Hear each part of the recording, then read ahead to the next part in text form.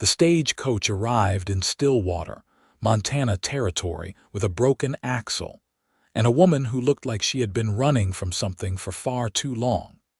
Katherine Dawson stepped down onto the dusty street with nothing but a worn carpetbag and eyes that searched every shadow for danger. The November wind of 1882 cut through her thin coat as she surveyed the small frontier town with its handful of buildings and wide expanse of rangeland stretching toward distant mountains. She had 63 cents in her pocket, no family waiting anywhere in the world, and the certain knowledge that the man she had fled from in Chicago would never stop looking. 3 weeks of traveling had brought her to this remote corner of Montana, and she prayed it would be remote enough. The stagecoach driver was already arguing with the station master about repairs when Katherine realized she had nowhere to go. The small boarding house across the street had a sign in the window that read, "No rooms available," and the saloon next door was already filling with rough-looking men as evening approached. She stood on the wooden sidewalk, feeling the weight of exhaustion and fear pressing down on her shoulders like an iron yoke. "You need something, miss." The station master had noticed her standing there, still as a statue. "I need lodging," Katherine said, hating how her voice wavered. "Just for tonight." The man scratched his beard and looked uncomfortable. "Well, the boarding house is full up with railroad surveyors. Saloon has rooms, but that is no place for a lady. Nearest town is 40 miles north." He paused, then added more gently, "You got people here?" "No." The word came out barely above a whisper. "You got money for the boarding house when a room opens up." Katherine opened her mouth to lie, then found she could not. "Not much." The station master sighed and looked past her down the street. "Well now, that is a situation. Can't have you sleeping in the street. Winter is coming on hard this year." He was clearly trying to think of a solution when the sound of a horse approaching made them both turn. The man who dismounted was tall and broad-shouldered, moving with the easy confidence of someone completely at home in his skin. He was perhaps 27 or 28, with dark hair that needed cutting and eyes the color of storm clouds. His clothes were worn but clean, a rancher's practical attire, and when he tipped his hat to Katherine, she noticed his hands were calloused from hard work. "Evening, Bill," he said to the station master. "Got that wire about the fence supplies?" "Sure do, Owen. Come in about noon." Bill hesitated, then said, "Say, you still looking for someone to help out at the ranch? You mentioned your housekeeper went back east to tend her sick sister." The rancher's gray eyes shifted to Katherine with obvious curiosity. "I did mention that." Katherine felt her face flush. She was being discussed like a problem to be solved, and while part of her bristled at the indignity, another part, the part that was cold and exhausted and frightened, hoped desperately that a solution existed. "This young lady just arrived and finds herself in need of employment and lodging," Bill said. "Now, I know it is not proper for her to be out at her ranch with just you and the hands, but you got that separate cottage where Mrs. Murphy stayed. She would have her own place, proper-like." Owen Xavier studied her with an intensity that made Katherine want to squirm. She forced herself to meet his gaze directly. Whatever he saw there must have satisfied something because his expression softened slightly. "You know ranch work?" he asked. "I can cook and clean and mend. I can tend a garden and preserve food. I can manage accounts and read and write." Katherine lifted her chin. "I am a hard worker and I do not complain. You running from something?" The directness of the question nearly broke her composure. Katherine swallowed hard. "I am running toward something better, which amounts to the same thing, I suppose. You wanted by the law?" "No." "You married?" "No." Owen was quiet for a long moment. The wind picked up, sending a tumbleweed bouncing down the empty street. Finally, he said, "The work is hard." Up before dawn, Meals for 6 men counting myself. Cottage is small, but it is clean and warm. Pay is $30 a month plus your room and board, 1 day off each week. You go to town, one of the hands will drive you in the wagon. You stay out of the bunkhouse, and the men know to stay away from your cottage. Those are the rules, and they are not negotiable. $30 a month was more than she had expected. More than she had made working in the Chicago garment factory before Vincent had shown his true nature. Katherine felt hope flutter in her chest like a caged bird testing the strength of its bars. "I accept," she said quickly, before he could change his mind or before her pride could convince her to refuse. "You do not want to see the place first. Does it have a roof and a door that locks?"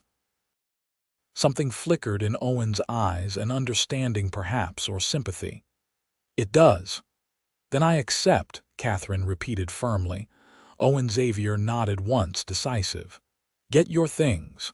Ranch is 8 miles west. We will make it before full dark if we leave now." Katherine retrieved her carpet bag from inside the station where she had left it. Everything she owned in the world fit into one worn bag. Owen had procured a gentle mare from the livery and helped her mount with a courtesy that seemed ingrained rather than calculated. He swung up onto his own horse, a rangy buckskin gelding, and they set off at an easy pace as the sun began its descent toward the mountains. They rode in silence for the first mile. Katherine was intensely aware of this stranger who had just offered her refuge. She studied him from the corner of her eye, trying to gauge what kind of man he was. His profile was strong, his seat in the saddle completely natural. He did not seem like the kind of man who would hurt a woman, but then, Vincent had not seemed that way either at first. "What brings you to Montana Territory?" Owen asked, breaking the silence. Katherine chose her words carefully. "I needed to leave Chicago. This seemed far enough away." "From what?" She did not answer immediately. The honest response would require explanations she was not ready to give. Finally, she said, "From a mistake I nearly made." Owen glanced at her, and she thought she saw approval in his expression. "Those are the best kind to leave behind." He paused. "I will not pry into your business, Miss Dawson. Bill mentioned your name to me before we rode out. What you left behind is your affair. What matters on my ranch is that you do your work and that you are honest with me. Can you manage that?" "Yes," Katherine said, and meant it. They rode on through the gathering dusk. The landscape was vast and open, so different from the crowded streets of Chicago.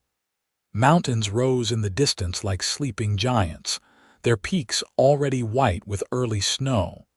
The grassland rolled away in every direction, golden brown in the fading light.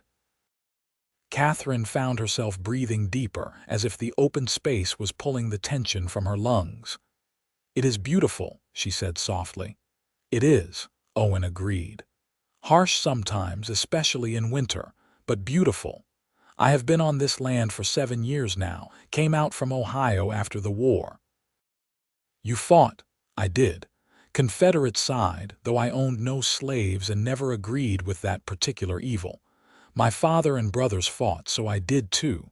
Lost them all at Shiloh." He said it matter-of-factly, but Katherine heard the old grief underneath. "Came west after because Ohio held too many ghosts." "I am sorry for your loss," Katherine said quietly. "Long time ago now." Owen pointed ahead. "There. That is Xavier Ranch." In the valley below, Katherine could see buildings taking shape in the twilight. A main ranch house, solid and well built, a large barn, several outbuildings and corrals holding cattle and horses. Smoke rose from the bunkhouse chimney. As they rode closer, she could see the small cottage set apart from the other buildings, surrounded by a neat fence with a garden plot beside it. "That is yours," Owen said, nodding toward the cottage. "Mrs. Murphy kept it real nice, left most of the furnishing since her sister's place was already fitted out. You will find everything you need."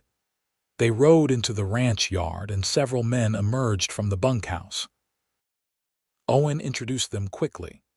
James, the foreman, a grizzled man in his 50s with kind eyes. Thomas and Henry, brothers from Kansas, both in their early 20s. Robert, a quiet man with a scarred face who had fought for the North and never mentioned it. And young Samuel, barely 19, who blushed furiously when he saw Katherine. "This is Miss Katherine Dawson," Owen told them. "She will be doing the cooking and housekeeping. You treat her with respect or you will answer to me." "Understood." The men all nodded, murmuring greetings. Katherine felt their curiosity but also their acceptance.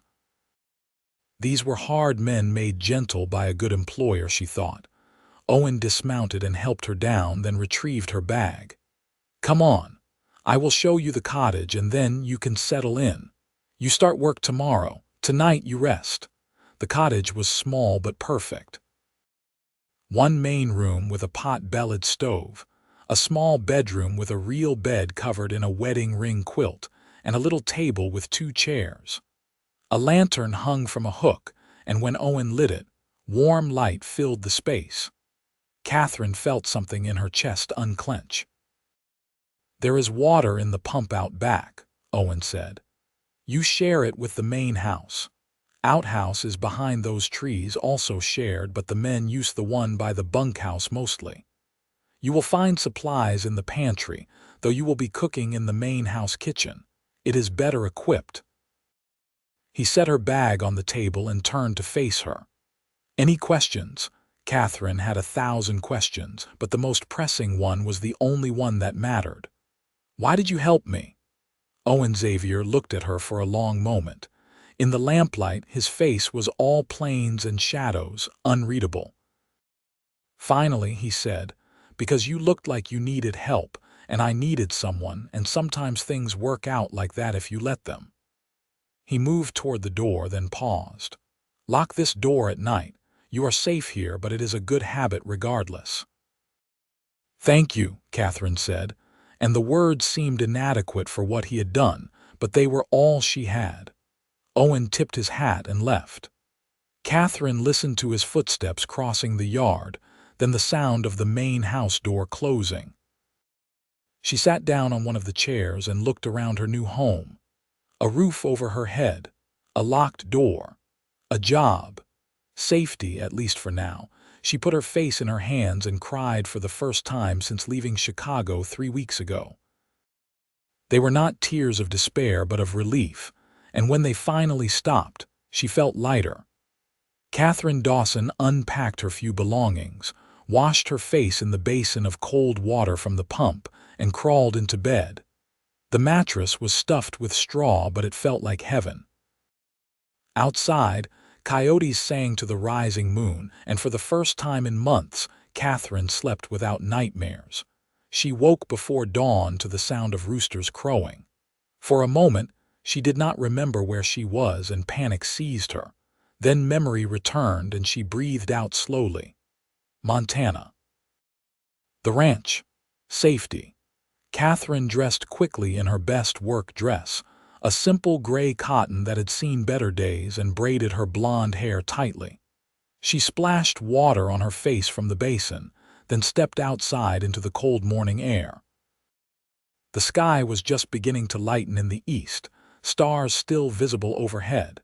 She could see lamplight in the main house and smoke rising from both chimneys. The ranch house kitchen was warm and spacious. Owen was already there, building up the fire in the large iron stove. He looked up when she entered, and she thought she saw surprise cross his face. "You did not need to start so early," he said. "I would have called you." "I am used to early hours," Katherine replied. "If you will show me where things are, I can manage breakfast." Owen walked her through the well-organized kitchen, flour and cornmeal in sealed tins, bacon and ham in the cold cellar, eggs from the hen house which she would need to gather, coffee beans in a jar, grinder on the shelf, cast iron pans hung from hooks, everything a cook could need. "The men eat at 6, Owen said. "They will come up from the bunkhouse. We eat in the dining room through there. Breakfast is usually bacon or ham, eggs, biscuits, or cornbread, gravy. Whatever you think is best. Lunch they take with them if they are working far range, otherwise they come back. Dinner is at 7. Meat, vegetables, bread, pie or cake on Sundays." He paused. Mrs. Murphy left her receipt book in that drawer. Her biscuits were legendary. Katherine smiled despite her nerves. "I will try to live up to her legend. I am sure you will do fine." Owen pulled on his coat. "I will be in the barn if you need anything. James will be up shortly to help with whatever you need hauled or lifted." Then he was gone, and Katherine was alone in the big kitchen. She took a deep breath and got to work. By 6 o'clock, she had biscuits in the oven, bacon sizzling in 2 cast iron pans, eggs ready to fry, and gravy bubbling. Coffee sent its rich aroma through the house. When the men tramped in, bringing cold air and the smell of horses with them, they found the dining table set and laden with food. The meal was eaten mostly in silence, the comfortable quiet of hungry men with work ahead of them. Katherine stayed in the kitchen, watching through the doorway, ready to refill coffee cups or bring more biscuits. She noticed Owen ate steadily, but without much attention to the food, his mind clearly already on the day's tasks. Young Samuel, on the other hand, ate 3 helpings of everything and turned pink every time Katherine came near. When the men had finished and filed out, calling thanks over their shoulders, Owen remained. He stood and brought his plate to the kitchen, which surprised her. "You did not need to do that," Katherine said. "I can clear. I am capable of carrying my own plate." He set it in the wash basin. "That was a fine breakfast, Miss Dawson." The men were pleased. "Thank you." They stood there awkwardly for a moment. In the morning light streaming through the kitchen window, Katherine could see Owen more clearly than she had the night before. He was a handsome man in a rough-hewn way, with a strong jaw and eyes that were more gray than blue. There were lines around those eyes from squinting into the sun, and a small scar through his left eyebrow. His hands, she noticed again, were scarred and calloused from years of hard labor. "I want you to know," Owen said slowly, as if choosing his words with care, "that you are safe here. I meant what I told the men. Anyone bothers you, you tell me." He met her eyes directly. "And that includes me. If I ever make you uncomfortable, you say so. Understood?" Katherine felt a lump form in her throat.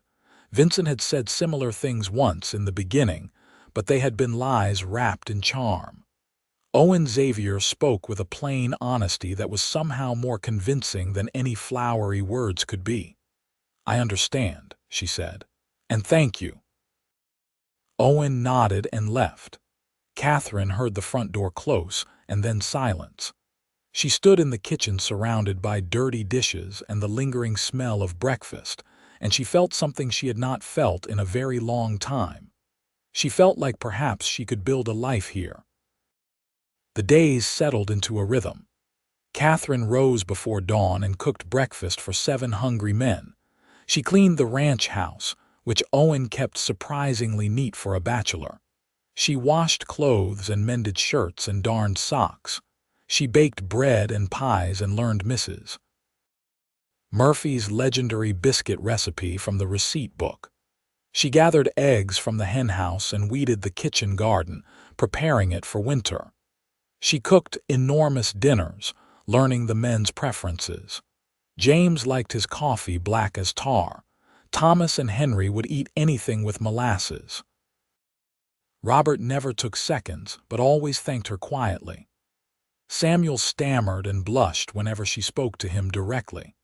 And Owen ate whatever was put in front of him without complaint, but with evident appreciation.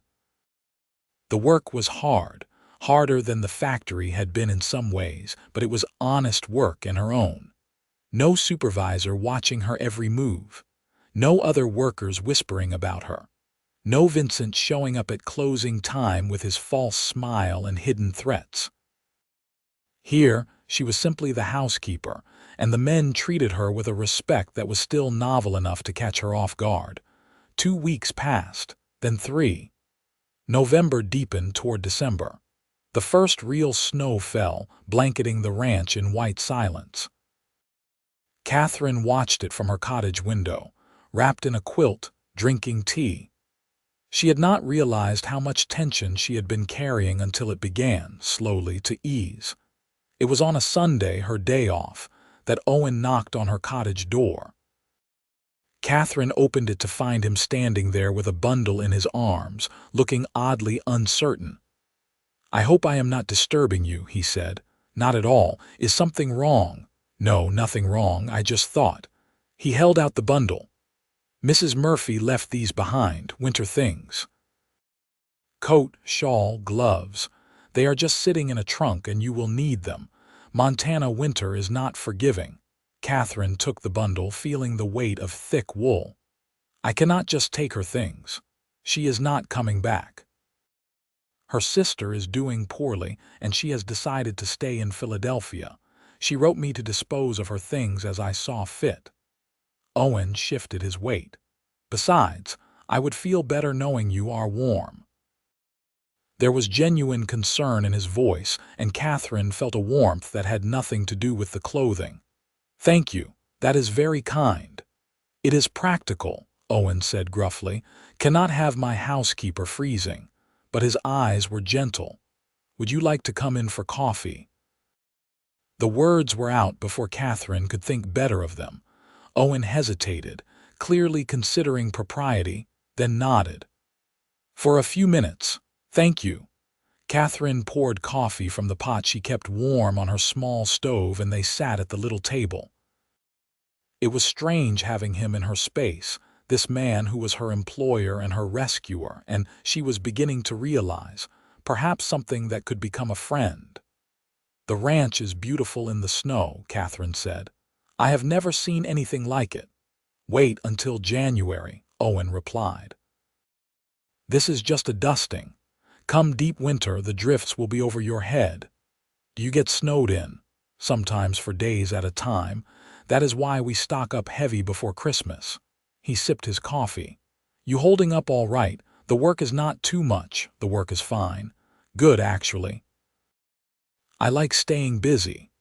You have been here a month now. You have not asked for a day to go into town." Katherine looked down at her cup. "I have nowhere I need to be. No friends you want to write to. No family wondering where you are. No." The word came out flat and final. Owen was quiet for a moment. Then he said gently, "The man you ran from. He hurt you."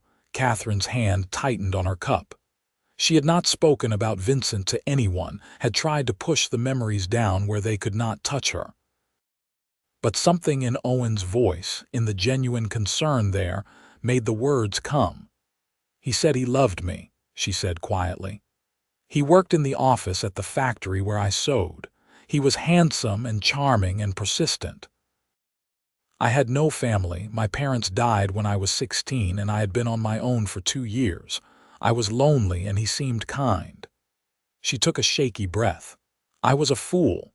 "You were not a fool. You were trusting, which is different." He became possessive, jealous, then angry, then violent. Katherine met Owen's eyes. "He hit me the first time when I spoke to another man at a company dinner. He apologized, brought me flowers, promised it would never happen again. It happened again 3 days later."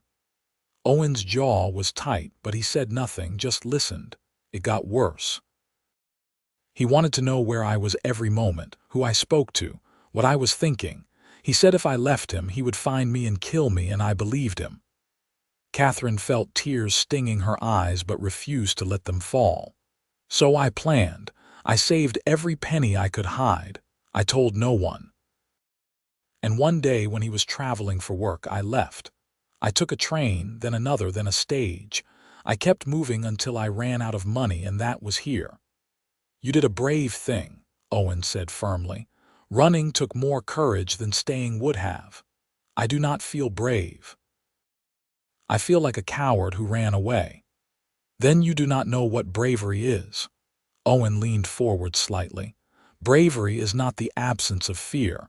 It is acting despite fear. You were terrified and you left anyway. You crossed half a country alone with almost no money. You are not a coward, Katherine Dawson." It was the first time he had used her given name, and hearing it in his deep voice made something flutter in her chest. Katherine blinked back tears and managed a smile. "Thank you for saying that. I am saying it because it is true." Owen stood, suddenly seeming to realize they had been alone together for some time. "I should go. But Katherine, you should know that you are safe here. Even if that man somehow tracked you this far, which I doubt he could, he would have to go through me and 5 ranch hands who are all fond of you. You are under my protection, and I do not take that lightly." The words were a vow, and Katherine felt their weight. "I believe you." After Owen left, Katherine sat at her table for a long time, holding the cup of cooling coffee and thinking. She thought about Vincent and how he had made her feel small and worthless. She thought about the last month on the ranch and how she had begun to feel like herself again, or perhaps like a self she had never had the chance to be. And she thought about Owen Xavier, with his quiet strength and his gentle eyes and the way he listened like her words mattered. She was not foolish enough to confuse gratitude with deeper feelings, Katherine told herself firmly. Owen had helped her, and she was thankful. That was all. The fact that her heart beat faster when he was near, that she found herself watching for him out the window, that she took extra care with her appearance on the days when he would be around the house more. These things meant nothing. But in the honesty of her own heart, she knew she was lying to herself. December brought bitter cold and more snow. The ranch work continued despite the weather. Cattle had to be fed, water tanks kept from freezing, horses tended. The men came in from their work red-faced and frost-bitten, and Katherine had hot food and coffee waiting. She learned to bake the enormous quantities of bread the men consumed. She made stews that could simmer all day. She rendered lard and made soap. The work was endless, but it was satisfying in a way her factory job had never been.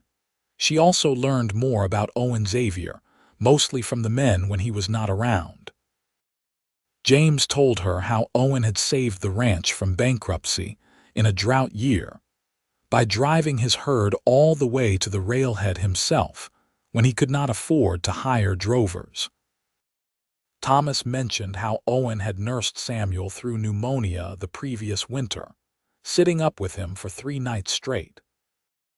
Robert, in a rare moment of openness, said that Owen was the only man he had met who did not care which side a man had fought on, only whether he did his work and treated others decently.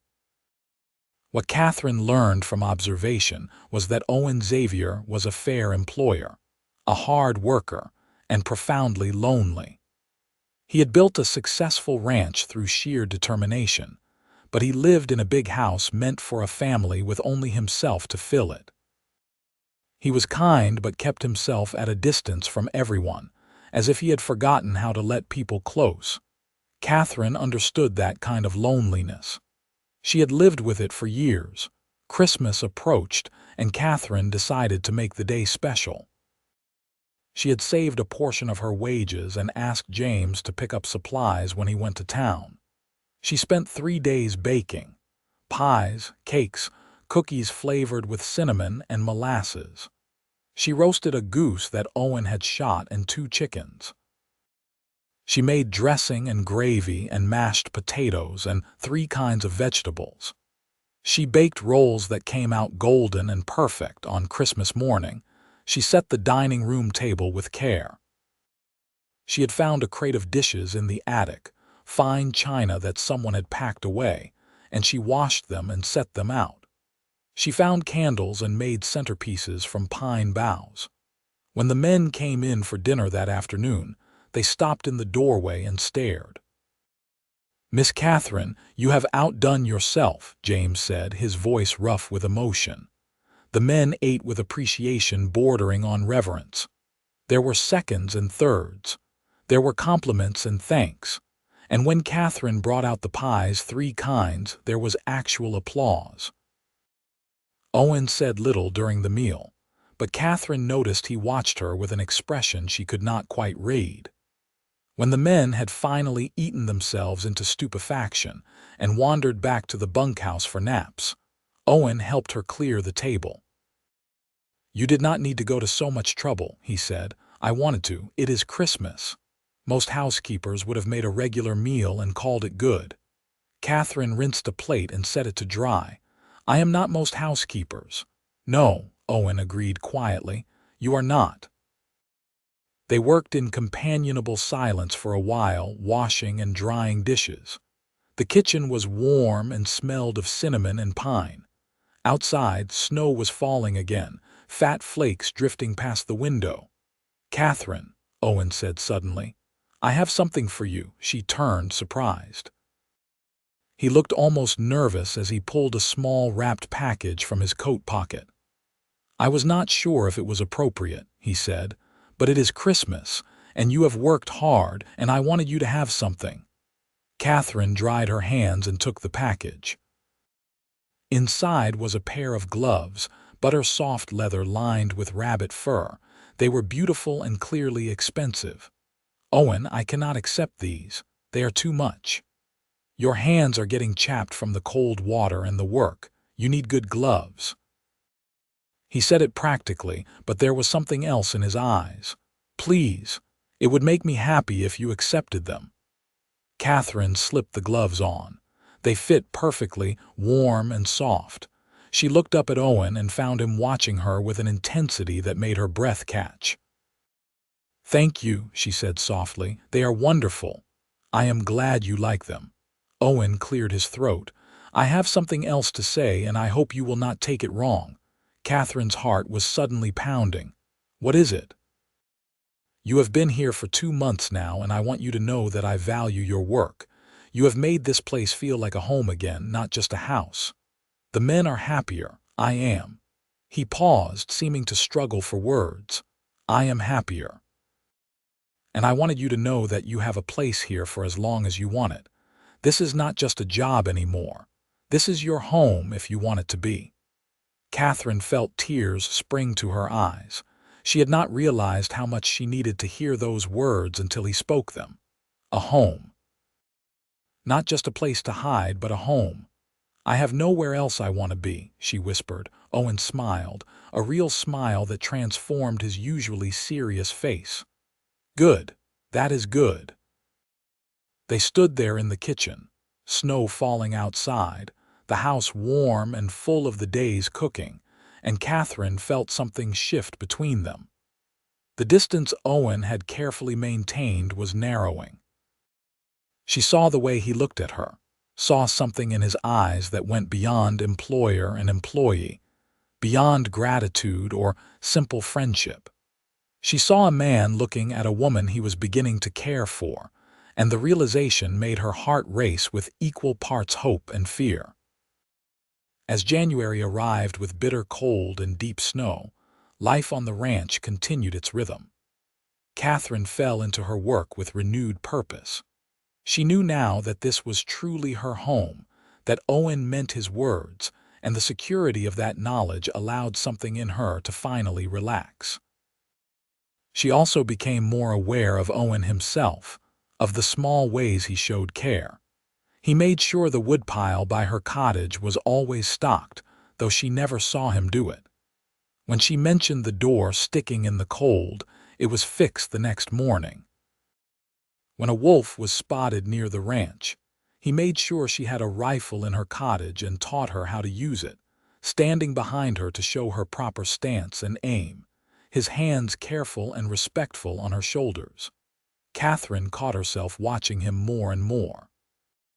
The way he moved, economical and sure. The way he listened when people spoke, giving them his full attention. The way he was gentle with the horses and patient with young Samuel's mistakes. The way his rare smiles changed his whole face. She was falling in love with him. Katherine realized one morning as she watched him from the kitchen window, working with a young colt in the corral. The realization terrified her. She had sworn after Vincent that she would never trust a man again, never make herself vulnerable again. But Owen was nothing like Vincent. Where Vincent had been charming and volatile, Owen was steady and honest. Where Vincent had sought to control, Owen offered freedom. Where Vincent had diminished her, Owen treated her as an equal. But fear was a hard habit to break, and Katherine found herself pulling back slightly, trying to maintain distance even as her heart was pulling her closer. Owen noticed. Of course he noticed. He was too observant not to. It was a Sunday afternoon in mid-January. The temperature had risen slightly, melting the top layer of snow into slush. Katherine was in her cottage, mending a shirt when Owen knocked. "Katherine, I need to talk to you," he said when she opened the door. "May I come in?" His voice was serious and her heart sank. Had she done something wrong? Was he going to send her away after all? "Of course," she said, stepping aside.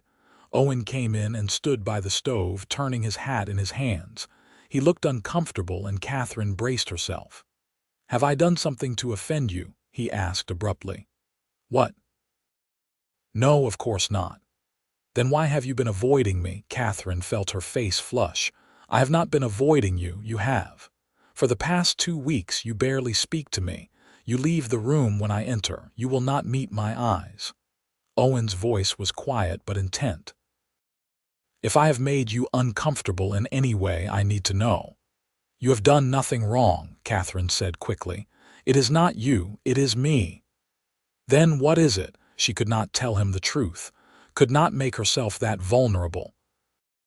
But she also could not lie to him, not when he was looking at her with such concern and confusion. "I am afraid," she said finally, the words coming out barely above a whisper. "Of me, of what I am feeling." Owen went very still. "And what are you feeling?" Katherine turned away, unable to face him. "Things I have no right to feel. You have been nothing but kind to me, and I have complicated it by." She could not finish the sentence.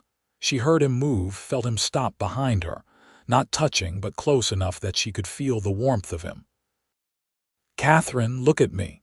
She turned slowly. His gray eyes were intense, searching hers. "You think I brought you to my ranch, gave you a home, spent the last 3 months making sure you are safe and cared for just out of kindness?" Owen asked softly. "Do you think I chop your wood and fix your door and teach you to shoot because you are simply an employee?" I thought. "I am courting you," Owen said bluntly. "Perhaps clumsily, because it has been a long time and I am out of practice, but courting you nonetheless. I have been since about 2 weeks after you arrived, when you laughed at something Samuel said, and I realized I wanted to hear that laugh for the rest of my life." Katherine's breath caught. "Owen, I know you have been hurt. I know you are afraid. And I swear to you, I will never push you, never demand anything you are not ready to give. But I need you to know that what I feel for you is not gratitude or pity or simple loneliness.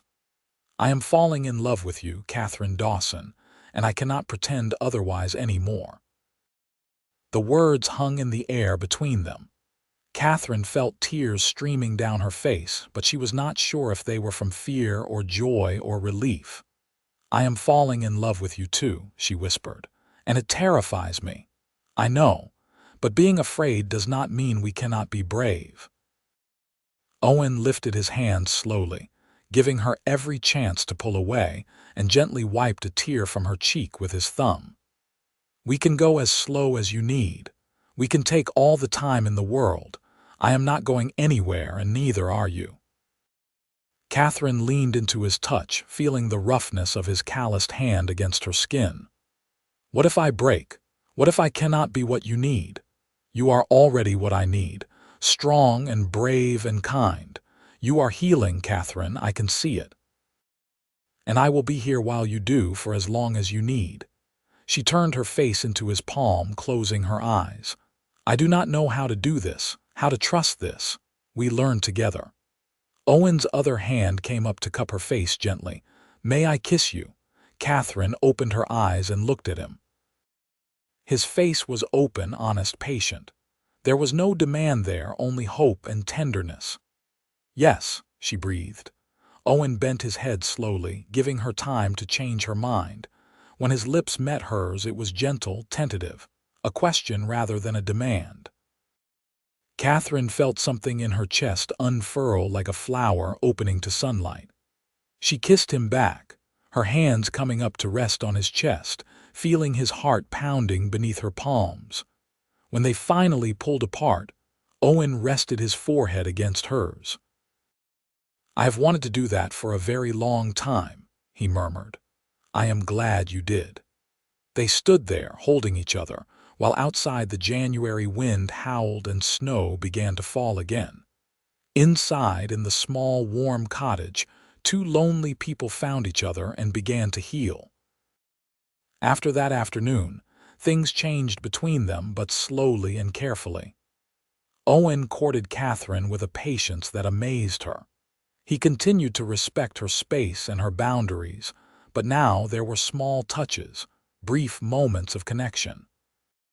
His hand on her back as he passed her in the kitchen, her fingers brushing his when she handed him coffee. Stolen moments talking after dinner, sitting at the kitchen table while she mended and he worked on the ranch accounts.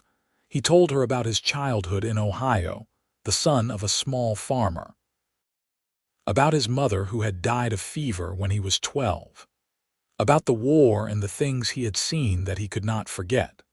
About coming west and building the ranch from almost nothing, sleeping in a tent that first winter while he built the barn, then living in the barn while he built the house. Katherine told him about growing up in Chicago, the daughter of a shopkeeper. About losing her parents to influenza within days of each other. About the loneliness of working in the factory, the other girls who kept their distance because she was an orphan. About Vincent and the slow realization of her danger. About the fear that had driven her across the country. They learned each other slowly, building trust like a bridge, one careful plank at a time. February came, and with it, Valentine's Day. Katherine made a special dinner and a chocolate cake that took half a day. Owen gave her a cameo brooch that had belonged to his mother, and when he pinned it to her dress, his hands shook slightly. "It is beautiful," Katherine said, touching the delicate carving.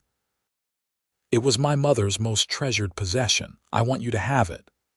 Owen took her hands. "Katherine, I know we are taking things slowly and that is fine, but I need you to know my intentions. I want to marry you. When you are ready, if you are ever ready, I want you to be my wife." Katherine's heart was pounding. She had known this was coming, had felt them moving toward this, but hearing the words still made her dizzy with hope and residual fear. "I want that too," she said carefully, "but I need time. I need to be sure I am whole enough to be a good wife." "You are whole enough," Owen said firmly, "but I will give you all the time you need. I am not going anywhere." March brought the first signs of spring. The snow began to melt, revealing the brown grass beneath. Calves were born, and Katherine helped Owen with night watches, sitting up in the barn with him, bottle feeding a weak calf that had been rejected by its mother. They sat close together on hay bales, talking in low voices so as not to disturb the animals, and Katherine realized how completely comfortable she had become with him. There was no fear anymore when he moved closer, only warmth. One evening, as they walked back from the barn to the house, Owen took her hand. Katherine laced her fingers through his and felt him smile in the darkness. "I am happy," she said, surprising herself. "Good, you deserve to be happy, so do you." "I am. With you I am." Owen stopped walking and turned to face her. The moon was nearly full, bright enough to see his face clearly. "Katherine, I need to ask you something." Her heart quickened. "What is it?"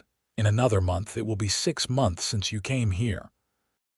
6 months since you stepped off that stage with nothing but a bag and more courage than you knew. You have built a life here, made this place home, made me. He paused, then continued, made me whole in ways I did not know I was broken. Owen, Katherine whispered. I know I said I would give you time, and I meant it. But I love you, Katherine Dawson. I love you so much it feels like my chest is going to break open with it. And I want to wake up next to you for the rest of my life. I want to build a family with you. I want to grow old with you. He squeezed her hands gently. Will you marry me? Katherine looked at him, this good man who had given her safety and a home and love without conditions. She thought about the woman she had been 6 months ago, frightened and running. She thought about the woman she was now, strong and loved and free. She thought about trust and healing and the courage it took to open your heart after it had been broken. Yes, she said, and felt joy flood through her like sunlight. Yes, I will marry you. Owen let out a breath she had not realized he was holding. Then he was pulling her close, lifting her off her feet, spinning her around while she laughed. When he set her down, he kissed her, and this time there was nothing tentative about it. This was a kiss of promise and passion and profound relief. When they finally pulled apart, both breathless, Owen rested his forehead against hers. You have made me the happiest man in Montana territory. You have made me believe in happiness again, Katherine replied. I did not think that was possible.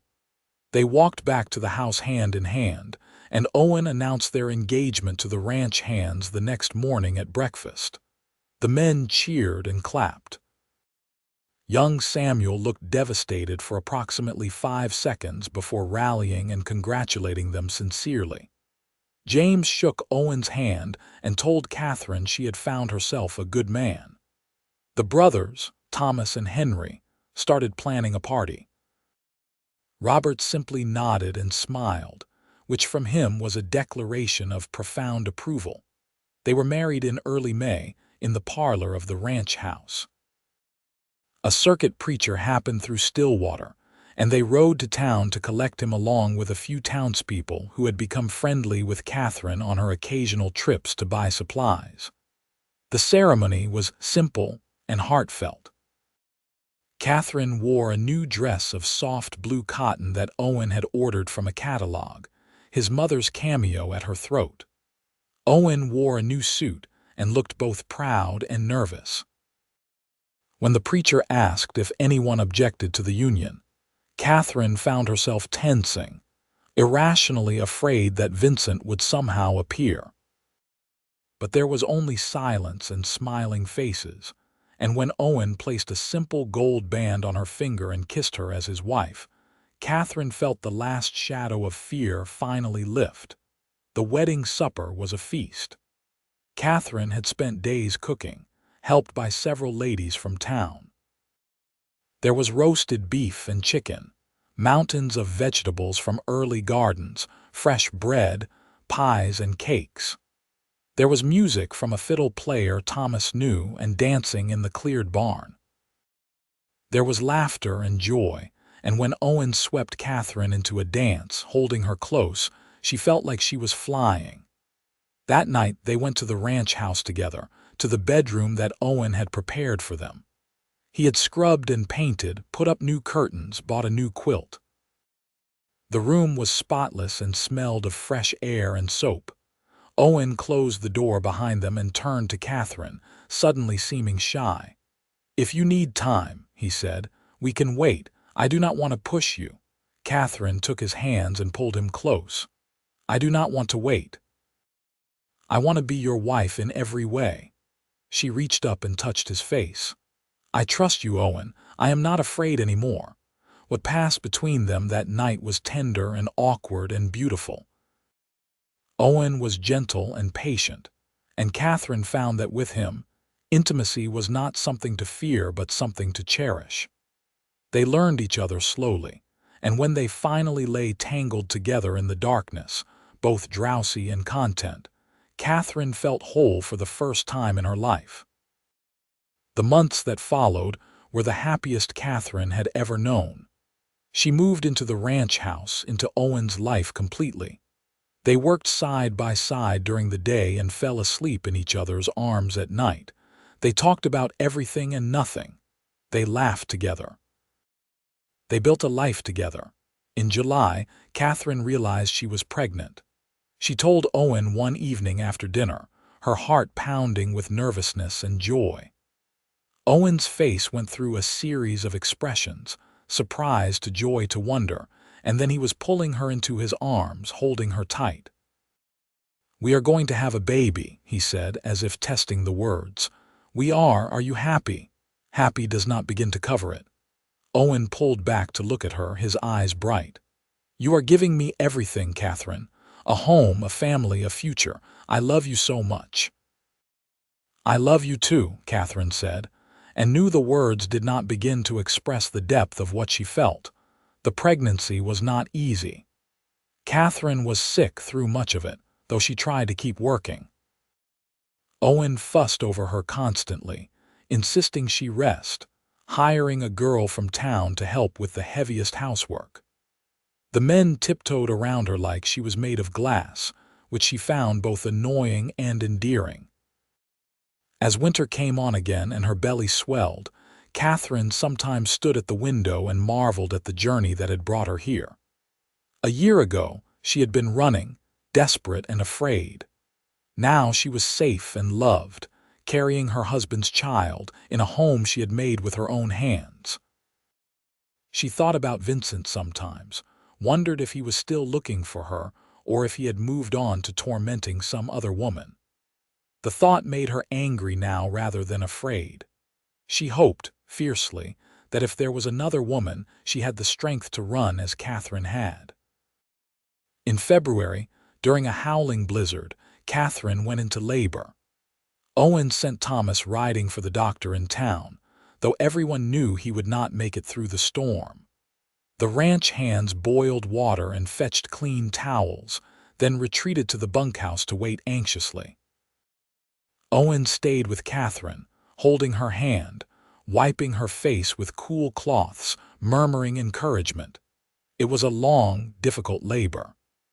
Katherine had never experienced such pain, and there were moments when she was certain she could not endure another second.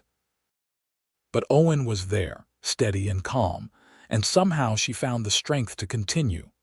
At dawn, as the storm was finally breaking, their son was born. He came into the world squalling indignantly, with a shock of dark hair and his father's gray eyes. Owen cut the cord with shaking hands, and when the baby was cleaned and wrapped and placed in Katherine's arms, he sat on the edge of the bed and put his arms around both of them. "He is perfect," Owen said, his voice rough with emotion. "He is," Katherine agreed, studying the tiny face. "What should we name him?" They had discussed names but never decided. Now, looking at her son, Katherine thought of the journey that had brought him into existence. "How about Matthew? It means gift of God, and he is certainly that." "Matthew Xavier," Owen said, testing it. "I like it." "Hello, Matthew. Welcome home." The baby yawned and went to sleep, utterly unconcerned with his dramatic entrance. Katherine leaned against Owen, exhausted but happy, and felt his lips brush her temple. "Thank you," he whispered. "For what? For staying? For trusting me? For giving me this?" He gestured to encompass the baby, the room, their life together. Katherine turned her face to kiss him gently. "You gave me a home when I had nowhere to go. You gave me love when I thought I could never trust again. You saved me, Owen." "We saved each other," Owen corrected softly. "You saved me just as much as I saved you." Katherine thought about that and realized it was true. Owen had been lonely and isolated, living a half-life in his big house. She had brought warmth and laughter, had filled the empty rooms with life. They had healed each other. The years that followed were full and good. Matthew grew into a bright, energetic child who followed his father everywhere and charmed his mother with his gap-toothed smile. 2 years after Matthew came a daughter, Sarah, with Katherine's blonde hair and Owen's steady nature. 3 years after that, another son, Daniel, who was fearless and kept them all constantly anxious with his adventures. The ranch prospered. Owen and Katherine worked together to build it into one of the most successful operations in the territory. They added land, increased their herd, built a new barn. The men who had worked for Owen when Katherine arrived stayed on, and new hands were hired as needed. Young Samuel eventually left to start his own ranch, but he remained a close friend and visited often with his new wife. Katherine grew into her role as ranch wife and mother with a confidence she never would have believed possible in those first terrified days. She kept the books for the ranch, discovering she had a head for figures. She tended a large garden that fed them year-round. She taught her children to read and write. She became a respected member of the community, known for her fairness and her charity. No one passing through was ever turned away from their door hungry, and more than one young woman in trouble found temporary refuge and assistance from Katherine Xavier, who understood what it meant to have nowhere to go. Montana Territory became Montana State in 1889, and Owen celebrated by taking Katherine to Helena for a week, their first trip away from the ranch together. They stayed in a hotel, saw a real theater production, ate in restaurants, and spent every night wrapped in each other's arms, still as passionate as newlyweds despite nearly a decade of marriage. On their 10th anniversary, Owen gave Katherine a beautiful painted portrait he had commissioned. It showed the four of them, the family they had built together. Katherine hung it in the parlor where she could see it every day, a reminder of how far she had come. 20 years after Katherine had stepped off that stagecoach in Stillwater, she stood on the porch of the ranch house and watched the sunset paint the mountains gold and purple. She was 40 years old now, her blonde hair threaded with silver, her hands' work roughened but strong. Behind her in the house, she could hear the sounds of family. Matthew, now a young man of 19, helping his father with the accounts. Sarah, 17 and beautiful, playing piano and singing in her clear voice. Daniel, 15, arguing good-naturedly with his younger brother Thomas about whose turn it was to do chores. Yes, there was a fourth child, born late and unexpected when Katherine was 36. Thomas Owen Xavier, named for both of his grandfathers neither had known, was a surprise and a delight. At just 4 years old, he was already showing signs of his father's steady nature and his mother's quick wit. Owen came out onto the porch and slipped his arms around Katherine's waist from behind, resting his chin on her shoulder. His hair was gray now, and there were deep lines around his eyes, but he was still strong and solid, still her rock. "What are you thinking about?" he asked. "Everything. Nothing. How happy I am." "No regrets." Katherine turned in his arms to face him. "Not a single one. You. Only that I did not find you sooner." Owen cupped her face in his hands, the gesture as familiar and beloved as breathing. 20 years, and I love you more than I did the day we married." 20 years, and you still make my heart race," Katherine replied and kissed him. From inside came the sound of Thomas calling for his mother, something urgent about a frog he had found. Sarah laughed, and Matthew told his little brother to leave the frog outside. Daniel was singing off-key, and somewhere a door slammed. The sounds of family, the sounds of home. Owen pulled back and smiled at Katherine, that rare, transforming smile she had fallen in love with. "We should go in. Our son has apparently found a frog." "Heaven help us all," Katherine said with mock despair and laughed. They went inside together, hand in hand, into the warm, noisy, loving chaos of the home they had built. The home Katherine had found when she thought she had nowhere to go. The home Owen had whispered was hers from the first day, even if it had taken her time to believe it. As Katherine helped young Thomas carefully release his frog back outside, as she supervised Sarah's piano practice, and listened to Matthew's ideas for expanding the ranch's breeding program. As she refereed Daniel's latest disagreement with his father about whether he was old enough to join the cattle drive, she thought about that frightened girl who had arrived in Stillwater with nothing. That girl was gone now, transformed by love and time and hard work into a woman of substance and strength. A woman who knew her worth. A woman who had learned that home was not a place but people, and that family could be built as well as born into. Years continued to pass, marked by seasons and celebrations and the ordinary miracles of daily life. Matthew married a schoolteacher from town, a quiet girl named Anna who fit into the family seamlessly. Sarah surprised everyone by marrying a doctor and moving to Butte, where she threw herself into charity work while raising 3 daughters. Daniel became a lawyer, of all things, moving to Helena but returning often to help his father with ranch business. Thomas, the baby, grew up loving the land and stayed at the ranch, working side by side with his father and eventually taking over more of the daily operations as Owen grew older. Katherine and Owen grew old together, surrounded by children and grandchildren. They marked their 30th anniversary, then their 40th. Owen's hair went white and his back grew stooped from years of hard labor, but his eyes remained sharp and loving. Katherine's hands became gnarled with arthritis, but she still cooked and gardened and sewed, refusing to be idle. On a spring morning in 1918, Owen woke feeling tired.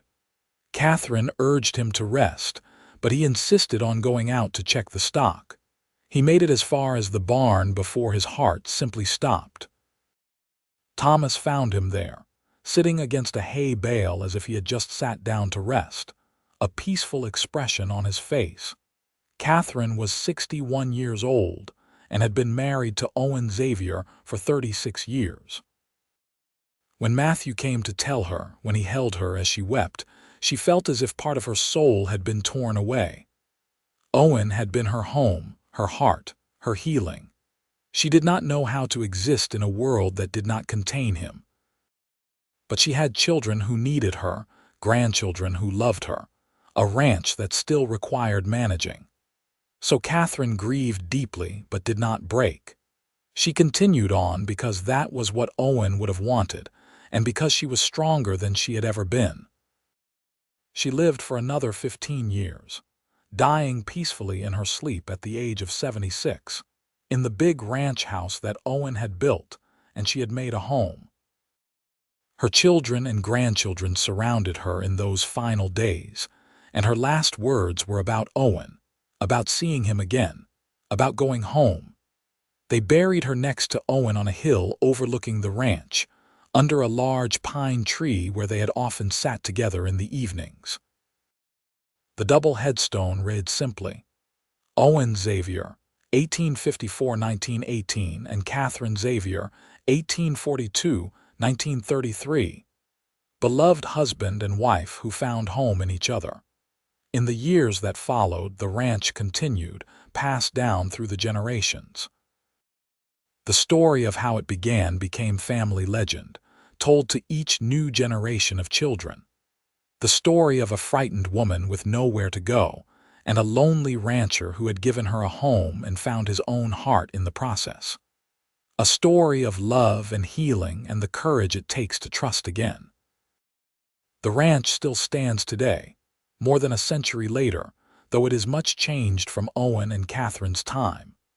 But the big ranch house remains, lovingly maintained, and in the parlor still hangs the portrait of Owen, Katherine, and their children.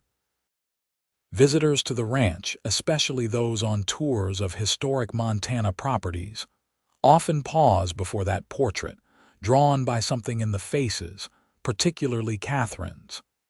There is strength there, and peace, and a joy that seems to radiate from the canvas. And if you know the story, if you understand what that woman had survived and overcome, if you comprehend the journey from terror to trust, from brokenness to wholeness, then you understand why her smile in that portrait is so radiant. Because Katherine Dawson Xavier had been given something precious beyond measure. She had been given the chance to heal, to love, and to become the woman she was always meant to be. She had whispered that she had nowhere to go, and a good man had whispered back that she was already home. And he had been right.